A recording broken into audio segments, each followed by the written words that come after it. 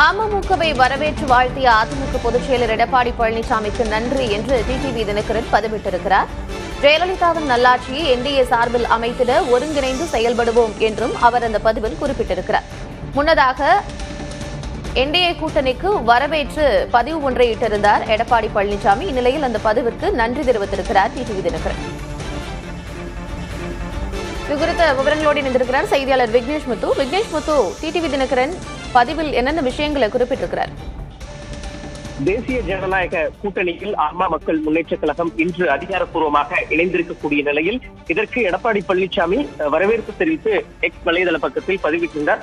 அதற்கு தற்பொழுது அம்மா மக்கள் முன்னேற்ற கழகத்தின் பொதுச் செயலாளர் டிடிவி தினகரன் பதிலுக்கு எடப்பாடி பழனிசாமிக்கு நன்றி தெரிவித்து அறிக்கை வெளியிட்டிருக்கிறார். இந்த விரிவான பதிவில் மக்கள் நலனை கொண்டு தேசிய ஜனநாயக கூட்டணியில் இணைந்த அம்மா மக்கள் முன்னேற்ற கழகத்தை மனதார வரவேற்று வாழ்த்திய அதிமுகவின் பொதுச் செயலாளர் எடப்பாடி பழனிசாமி அவர்களுக்கு நெஞ்சார்ந்த எனது நன்றியை தெரிவித்துக் கொள்கிறேன்.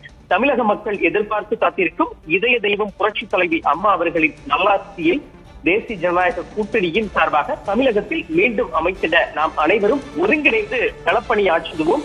4.5 ஆண்டுகளாக இருளில் மூழ்கியிருக்கும் தமிழகத்திற்கும் தமிழக மக்களுக்கும் புதிய வெளிச்சத்தை பாய்ச்சிடும் சரித்திரமிக்க வெற்றியை பதித்திடுவோம் என தெரிவித்திருக்கிறார் அம்மா மக்கள் முன்னேற்ற கழகத்தின் பொதுச் செயலாளர் டிடிவி தினகரன். இதன் மூலமாக டிடிவி தினகரன் மற்றும் எடப்பாடி பழனிசாமி இடையே இணைந்த அந்த கருத்து போர் உள்ளிட்டவை தொடர்ச்சியாக நீக்கப்பட்டிருக்கிறது.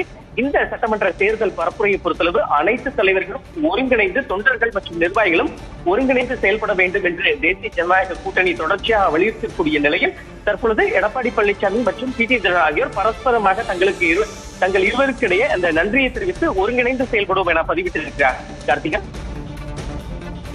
விவரங்களை வழங்கியமைக்கு நன்றி விக்னேஷ் முத்து.